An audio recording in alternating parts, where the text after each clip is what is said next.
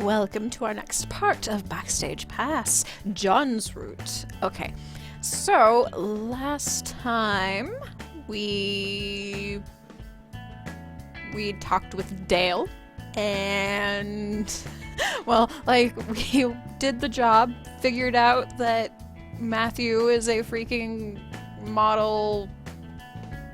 Well, we already knew he was a model, but we, like, met his mother. And her mother is her. Yes, Matthew is totally a she. I mean, he has the long hair for it. Oh man. Okay, so looking through our messages, we've got a message from D. Vincent, or Dale Vincent.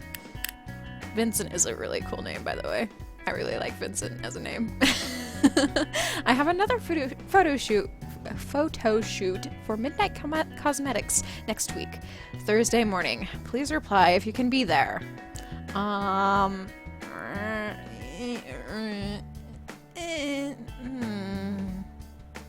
Sure, why not? I'll be there. Thank you for thinking of me. Excellent, thank you. Let's talk about books. Blue Moon. I agree. This was the best book in the series. Lowry has come a long way since her first book.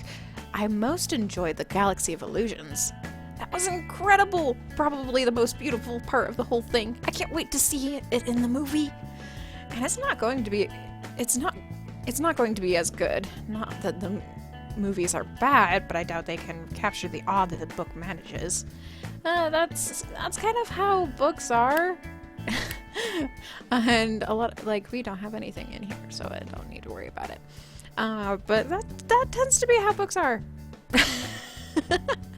Okay, so we'll just, with the fatigue, we'll just, oh, and we apparently got a little bit over the halfway heart mark for John, but it's, you know, it's just there.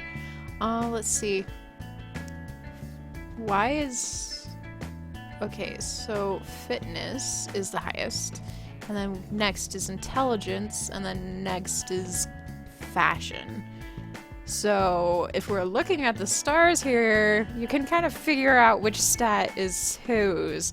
Matthew's is charisma, John's is fashion, Benny Boy's is intelligence, and Adam's is fitness. Okay, so we'll just return, and we'll just go to sleep since our fatigue is at 7, and why not? Sometimes it's just nice to sleep in all day, and that's a repeated line every single time you fall asleep on the weekends. So I probably won't say it all the time. All right, we'll go exercising and then work,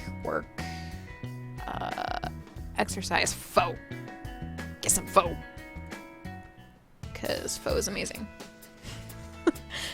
Today we'll be discussing character archetypes in medieval literature.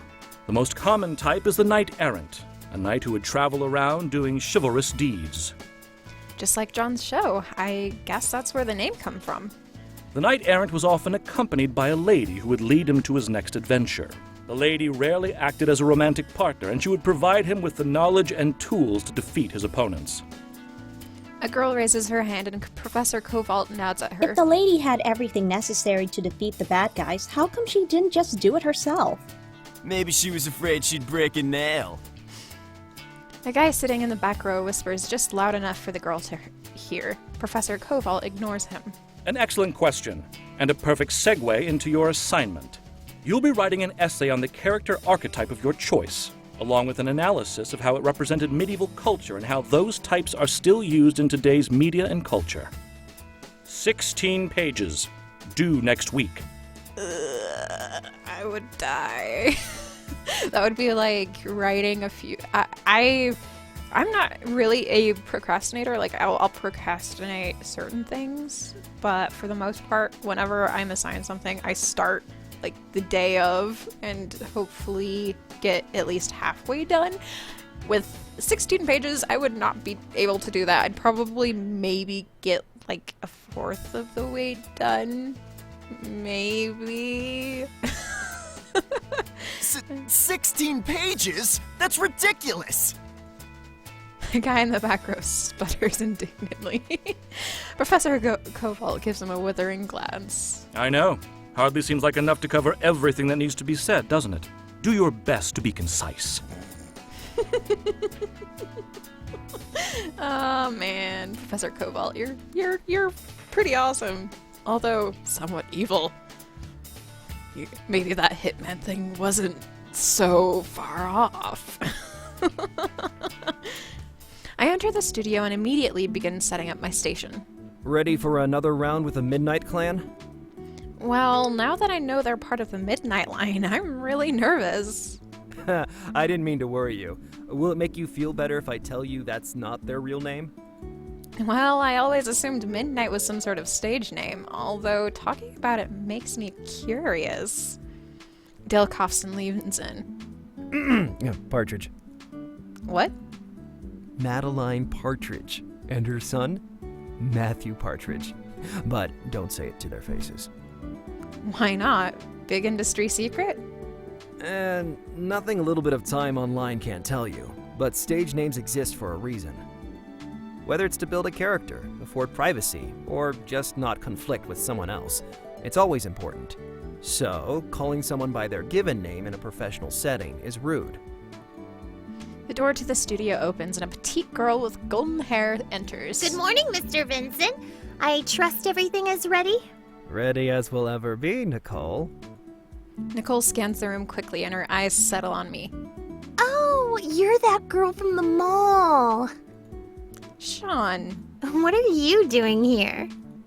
My job. I'm a makeup artist. Oh, I didn't know you were industry. That's not a problem, is it? Of course not. I'm just surprised. Maddie, all clear. I lean towards Dale and whisper to him, What's with the all clear? Am I missing something? Search me. They've always been like this. Okay, I guess I'll just pretend that it's normal. As soon as Matthew enters, the room feels a little colder. It's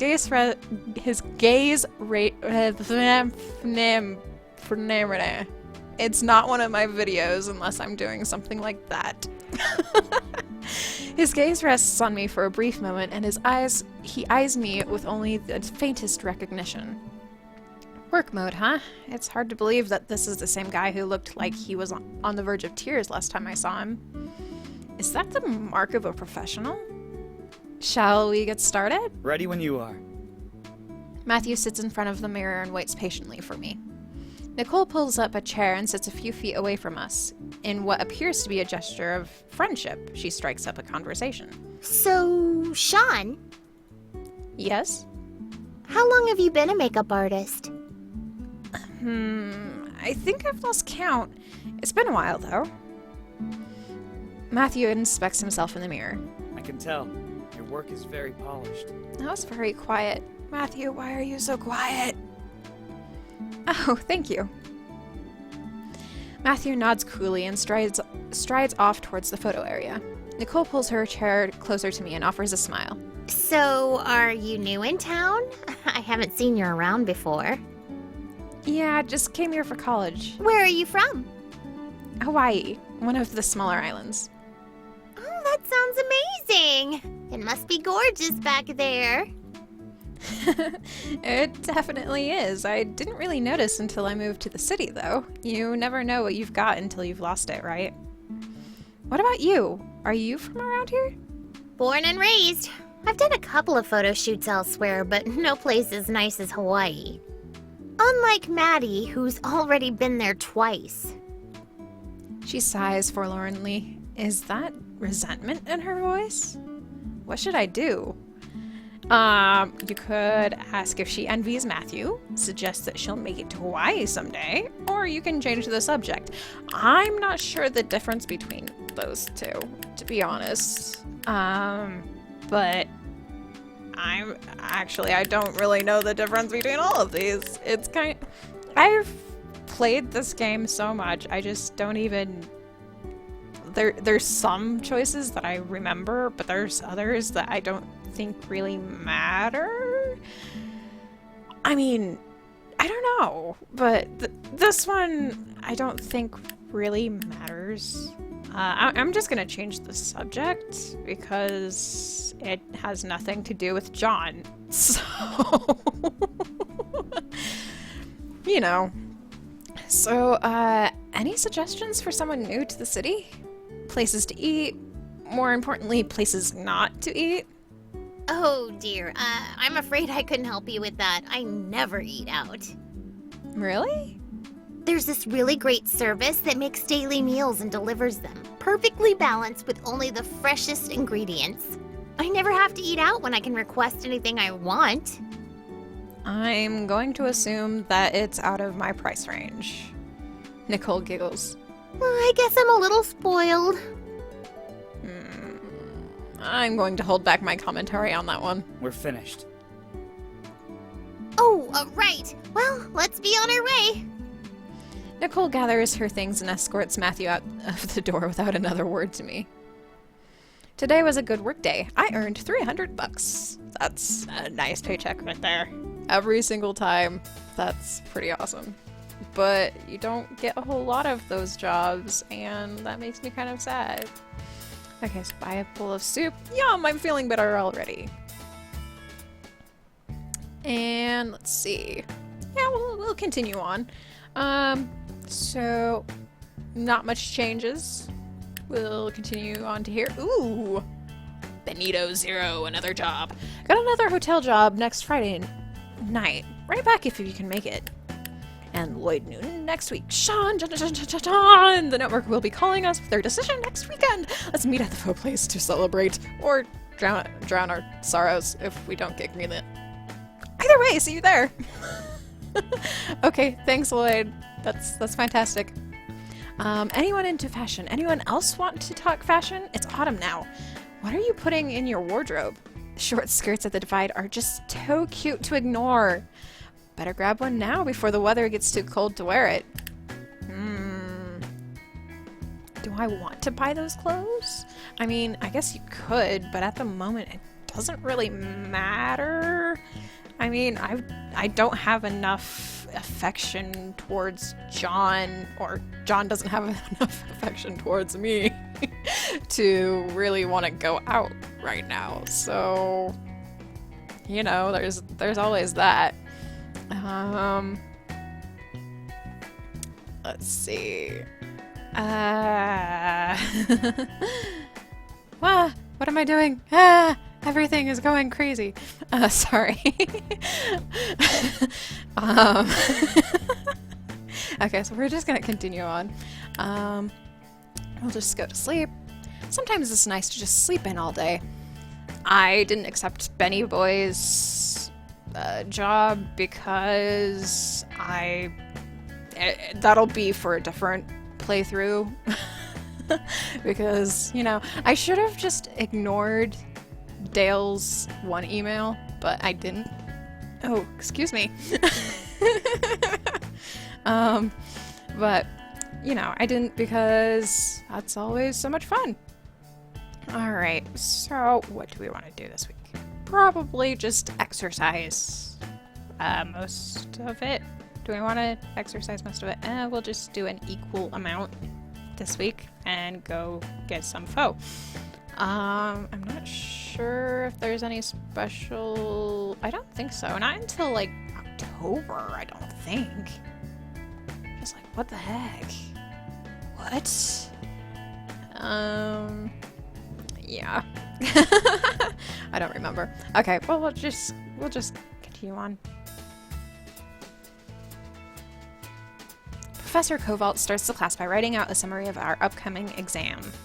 Any questions? A guy sitting near the back raises his hand. Will this test be graded on a curve? Professor Kovault arches a single eyebrow. No. Why not? Let's say you order a steak at a restaurant, and when it arrives, the meat is completely raw. Would you pay for it? No. And what if all the other chefs in the restaurant also sent out uncooked meat? Would you pay for it then? A look of understanding dawns on the student's face. No, sir. No one grades on a curve in real life. And stunningly, This classroom exists in real life. He turns back to the chalkboard and resumes writing. You know when my office hours are. Alrighty. Thanks, Professor Cobalt. Do do do do do do do do do do do do do. It's the start of a new month. Time to see Professor Cobalt for an update. We'll see what he says. Miss Gooden, I'm pleased to inform you that your grades are acceptable to keep your grant. Good work. Yes. I wish you the best of luck in the upcoming month. We get to keep our grant. Thank you, sir. I'll do my best. Do do do do do do do do do do do do do do do do do do. Listen to my amazing humming voice, or whatever.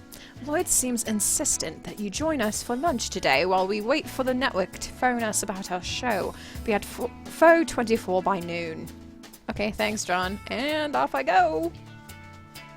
Hey, little wizard. Ready to meet our destiny? What's with the little wizard? You can transform how people look with your makeup brush, which is like a wand. So you're a wizard. I don't think I've ever heard anyone say it like that before. That's because it doesn't make any sense. You're just jealous you didn't think of it first. Yes, you're very clever. Lloyd stares at his phone laying in the middle of the table as if his gaze can make the call arrive sooner. Don't be so anxious. It'll arrive in its own time. But why isn't it now? Be patient. The sound of a phone ringing cuts John's sentence short. Lloyd snatches his phone up and frowns. Not mine. It's mine. John stares at his phone in surprise. So answer it! Hello? Lloyd leans in and tilts his head to the side, straining to hear anything from the other end of John's conversation. From the look on his face, I assume he still can't hear anything. Yes, of course. Thank you. John hangs up and sighs. So? I'm sorry, mate.